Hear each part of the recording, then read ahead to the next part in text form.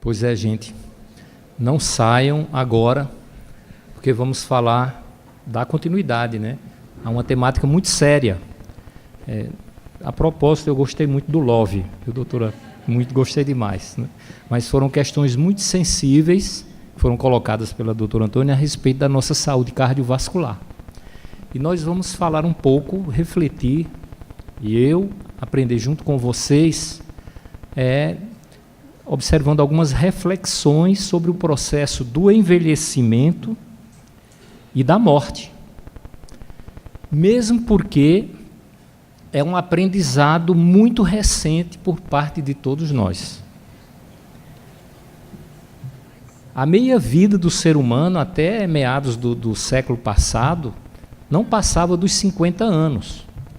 Então, praticamente, a grande maioria da humanidade nunca teve uma experiência de longevidade.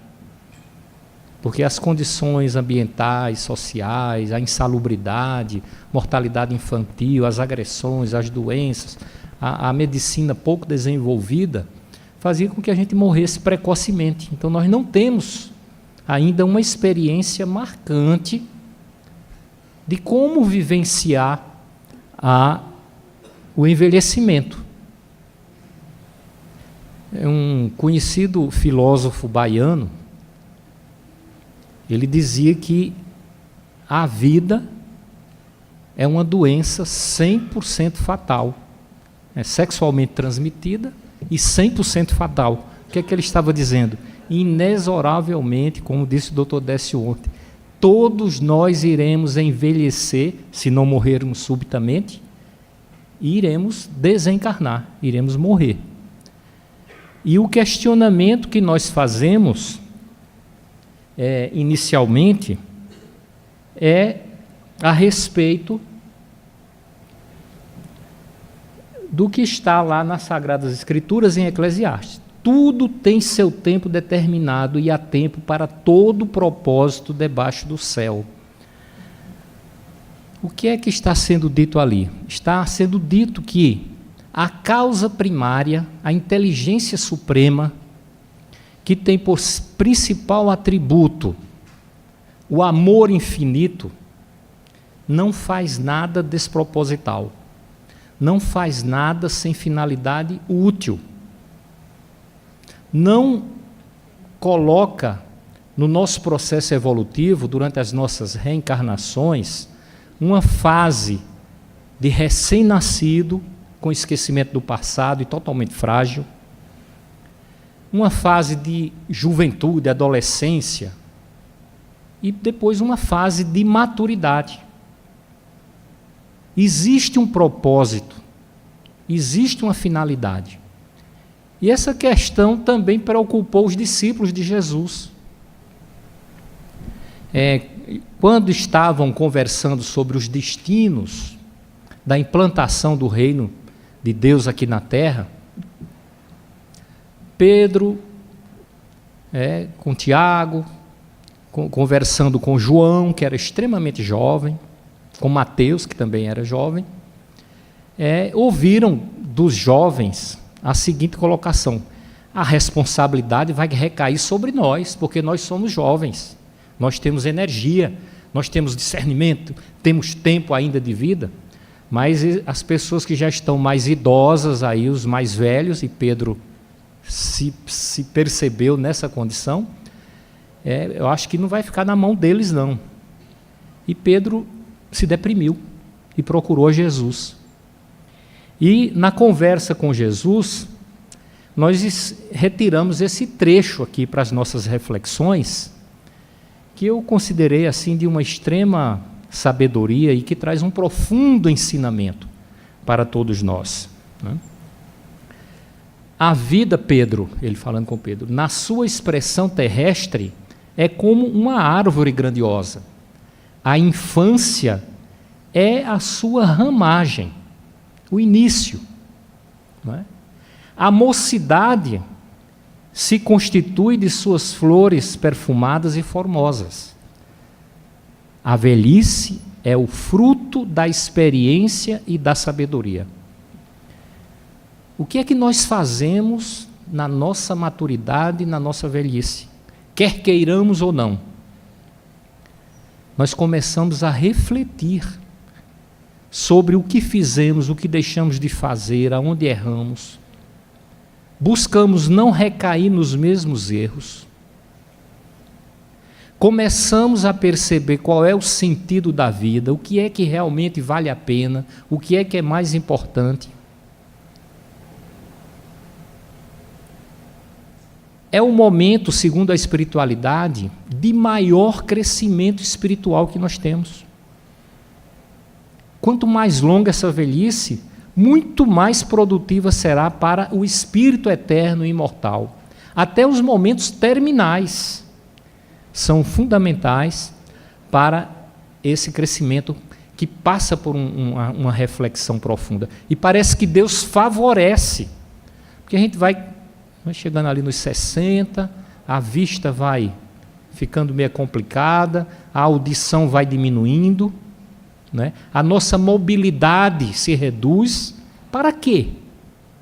Para reduzir a influência dos fatores externos no necessário processo de reflexão, de mergulho interior que precisamos realizar durante o nosso processo de vida física. E prossegue. Há ramagens que morrem logo após, né, o primeiro beijo do sol, e flores que caem no primeiro sopro da primavera. É a juventude intempestiva, né? A juventude que não pensa, que não raciocina, rebelde, que quer ter novas experiências e que muitas vezes se depara com processos que acabam, às vezes, minando ou extinguindo a própria vida. Porém, quando a gente consegue atingir a velhice,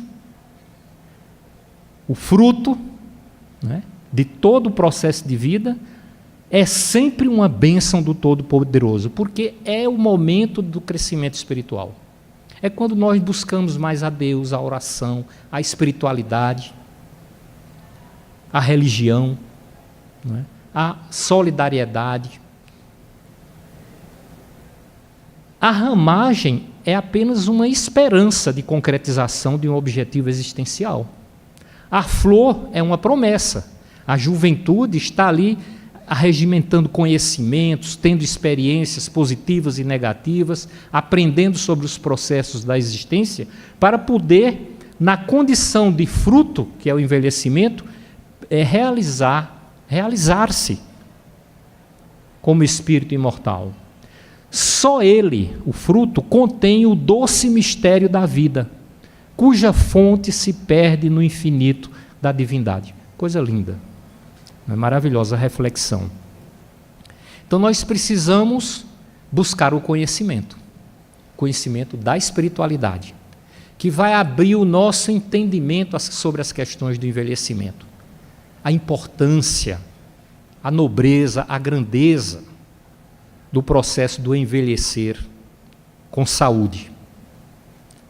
Conhecereis a verdade e a verdade vos libertará dos processos depressivos, da angústia, do sofrimento, que muitas vezes envolve o processo do envelhecer quando temos uma visão muito limitada da própria vida e de nós mesmos.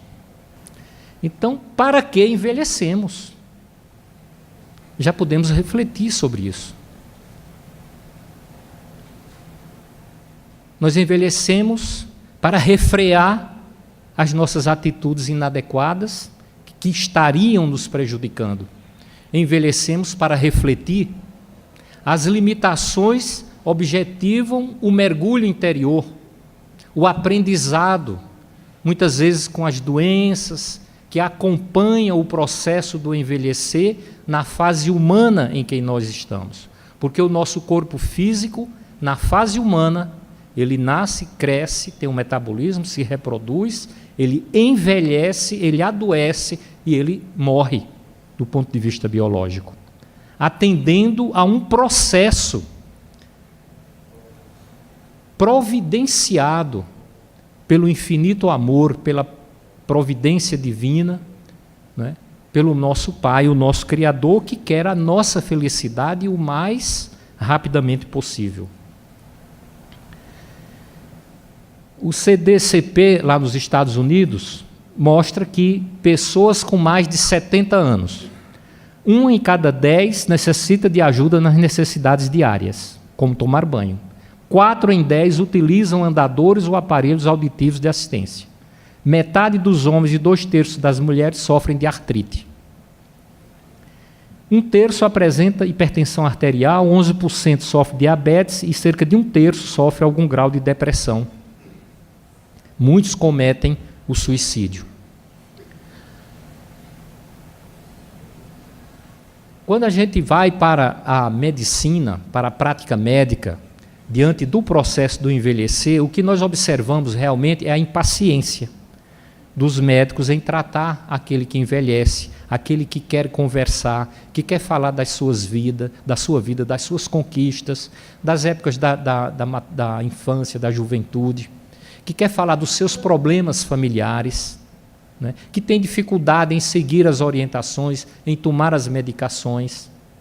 Então, os médicos não têm muita sensibilidade para lidar dentro do paradigma materialista, aquele que envelhece. Graças a Deus, a coisa está mudando com o surgimento da geriatria, né, o desenvolvimento da psicologia, do humanismo mesmo, dentro da medicina, como foi colocado aqui pelo Dr. Décio. Então, muito pouco se ensina sobre a arte de ser médico. Os médicos aprendem pouquíssimo a lidar com o envelhecimento e a morte.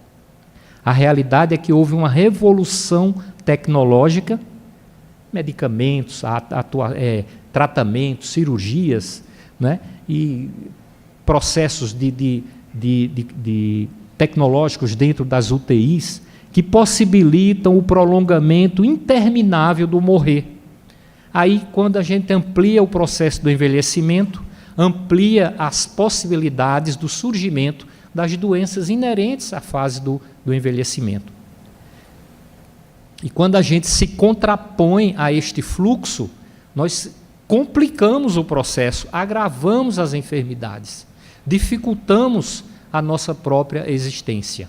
Nós já vimos aqui em várias oportunidades os companheiros que nos antecederam, mostrando que é possível envelhecer com saúde, mantendo a lucidez, o discernimento, a memória, reduzindo a intensidade das nossas dores e tendo uma expectativa muito mais positiva da nossa vida e da nossa existência como seres humanos. À medida que o tempo avança e o psiquismo do ser humano está sempre trilhando novos caminhos, tornando-se mais complexo, pleno de mais avançadas percepções e com melhor compreensão de suas responsabilidades. O envelhecimento é o fruto, é a colheita, é o aprendizado, é a fixação daquilo que precisamos na construção da nossa paz interior, da harmonia e também da saúde. É como se a psique se fosse ampliando em percepções diante vivências mais maduras na zona consciente, com penetração e armazenamento de aptidões no inconsciente ou zona espiritual. Joana de Ângeles, em Conflitos Existenciais, ela nos coloca que o importante na existência física não é a durabilidade em que se estrutura, mas a maneira como é vivida, em profundidade, mediante a conscientização de cada momento, enriquecendo-a de beleza e alegria. E quantos exemplos a gente não vê de pessoas que mantêm o ânimo, mantêm o otimismo, mantêm a alegria, mesmo convivendo com doenças sérias, limitantes, dolorosas, pessoas em cadeiras de rodas, usando muitas vezes muletas, com problemas visuais, auditivos, com problemas até de câncer, mas que não perdem aquela perspectiva de otimismo, né, de esperança diante do processo que está vivenciando. O período da desmaterialização é o período de trabalharmos o desapego. Nós vamos nos desvinculando das nossas dependências materiais no processo do envelhecimento, até o nosso fluido vital, que mantém a vitalidade da nossa constituição orgânica, ela vai sendo limitada na sua formação, na capacidade das nossas células de produzi-la, e vai afrouxando os laços que vinculam o nosso espírito à matéria orgânica.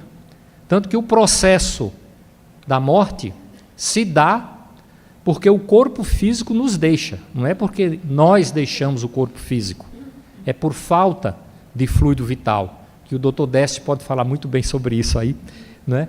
Porque o fluido vital é que mantém a vitalidade da matéria.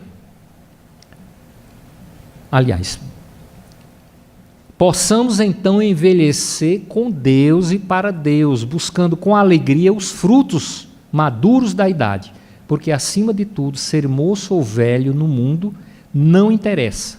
Antes de tudo, é preciso ser de Deus. Nós somos de Deus, vivemos para Deus. Deus é o nosso Pai, é o nosso Criador. Fomos criados à sua imagem e semelhança. Somos espíritos eternos, imortais, indestrutíveis, com potencialidades divinas. Esta convicção tem que ser buscada pelo estudo, pela reflexão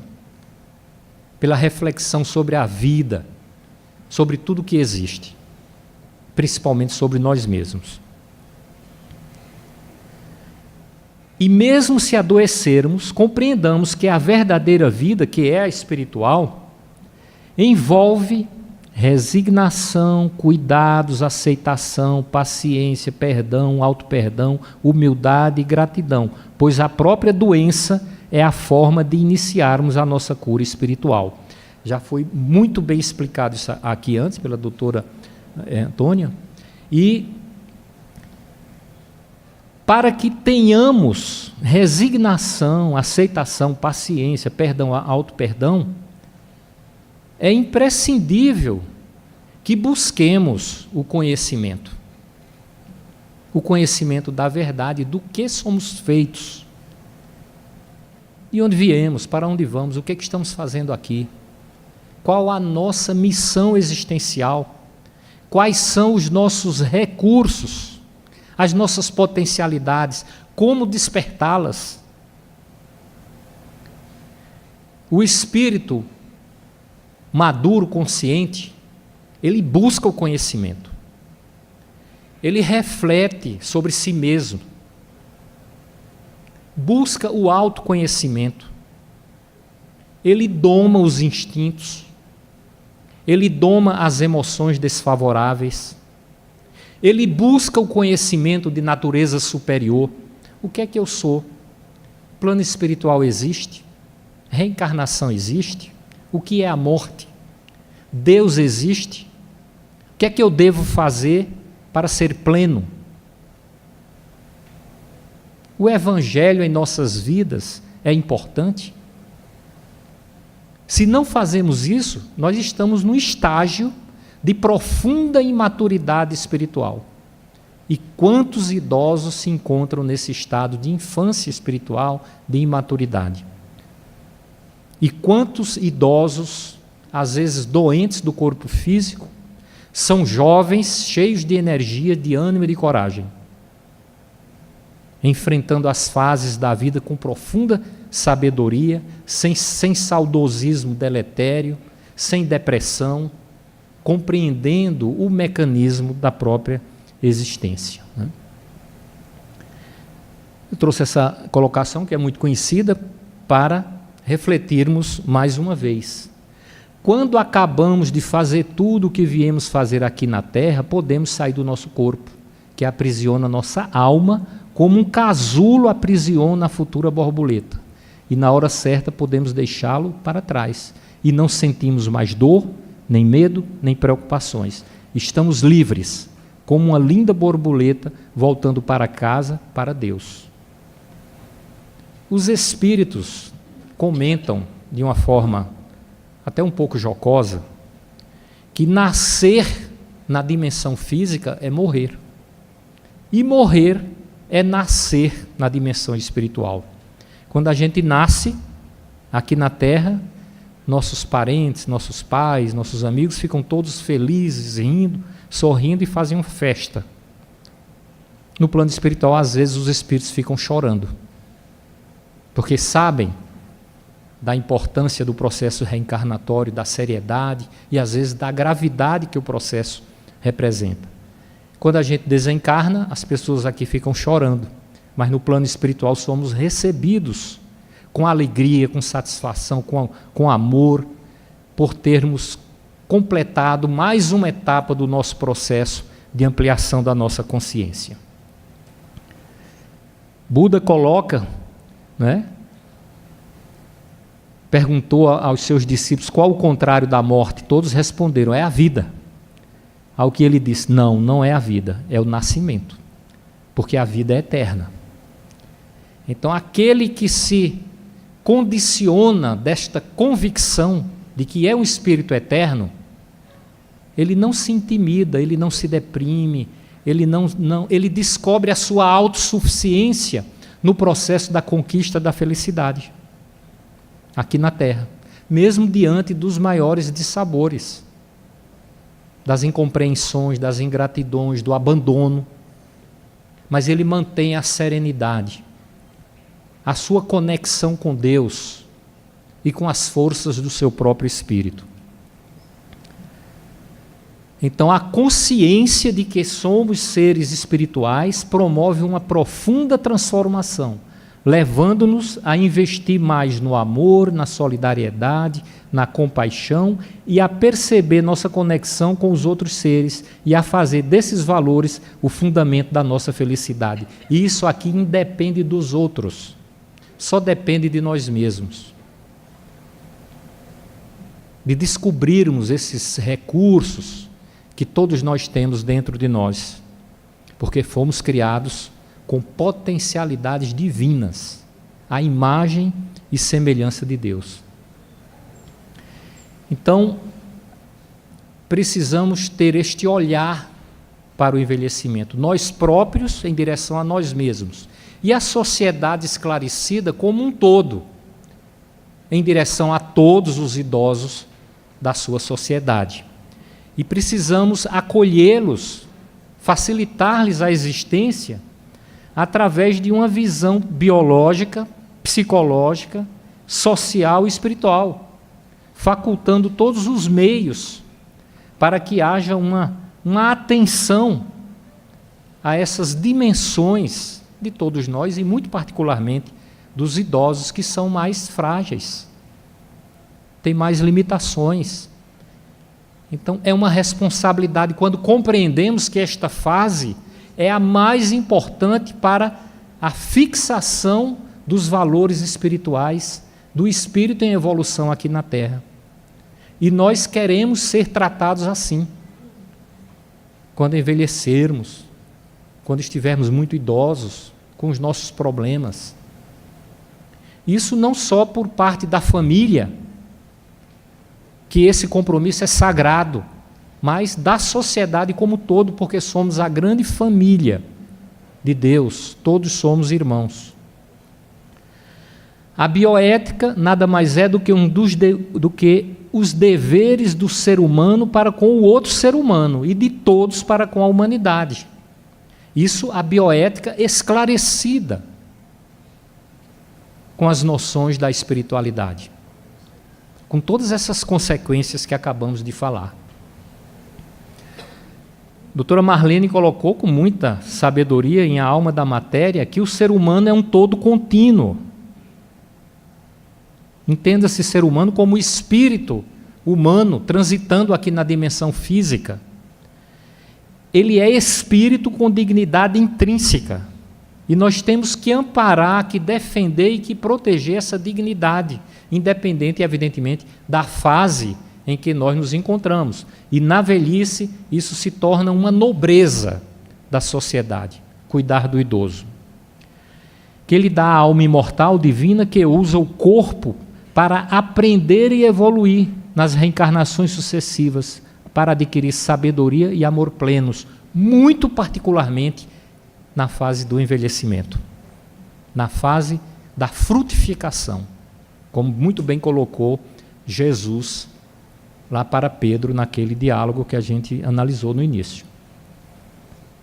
Só poderemos ter uma humanidade qualitativa com aceitável nível cultural se tratarmos do indivíduo no sentido de promovermos a sua plena realização em todas as fases. A atenção ao recém-nascido, a atenção ao nasciturno, ao embrião, né?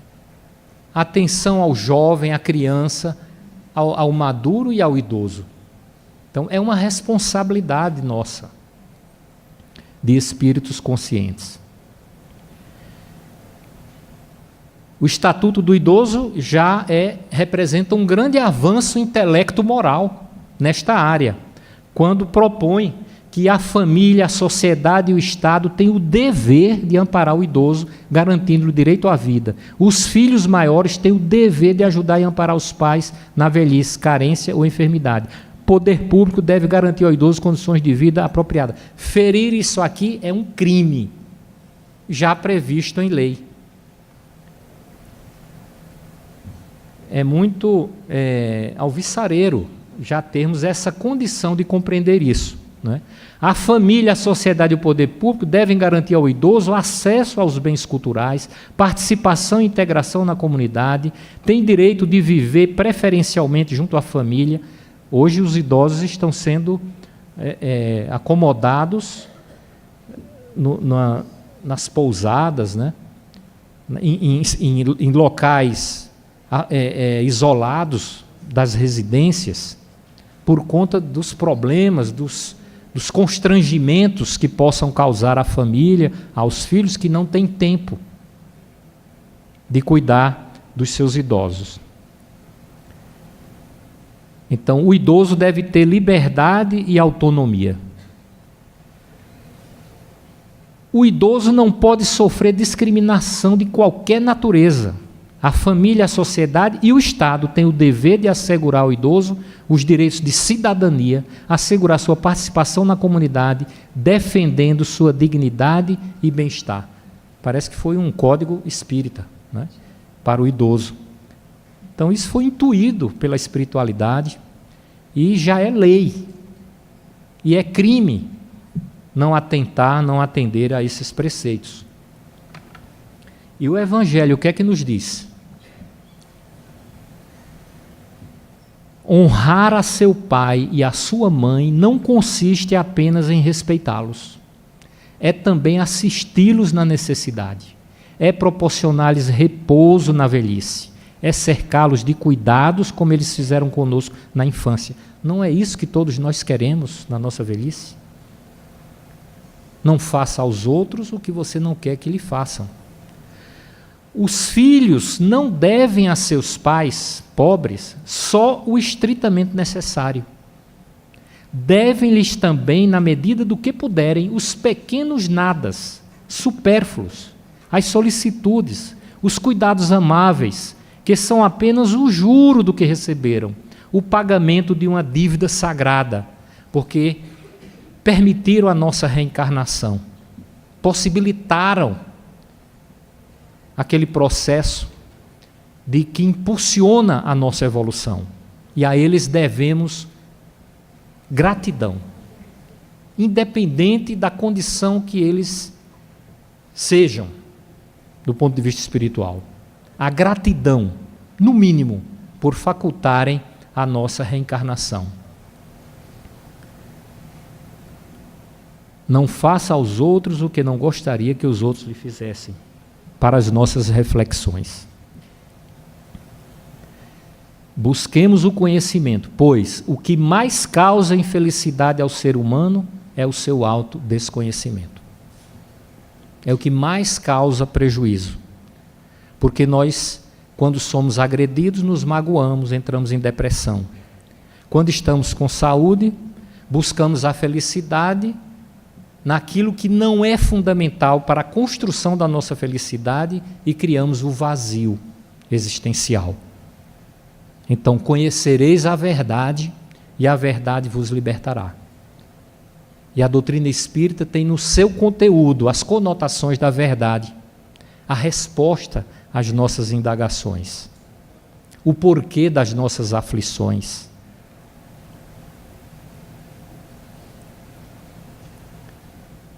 Morrer é apenas não ser visto. Morrer é a curva da estrada. Esta convicção da tranquilidade que nos preserva dos abalos da existência.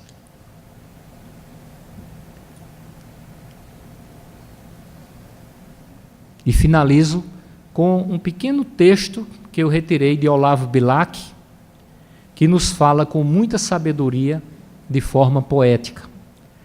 Olha estas velhas árvores, mais belas do que as árvores moças, mais amigas, tanto mais belas quanto mais antigas, vencedoras da idade e das procelas. Não choremos, amigo, a mocidade, envelheçamos rindo, envelheçamos como as árvores fortes envelhecem, na glória da alegria e da bondade, agasalhando os pássaros nos ramos, dando sombra e consolo aos que padecem. Muito obrigado.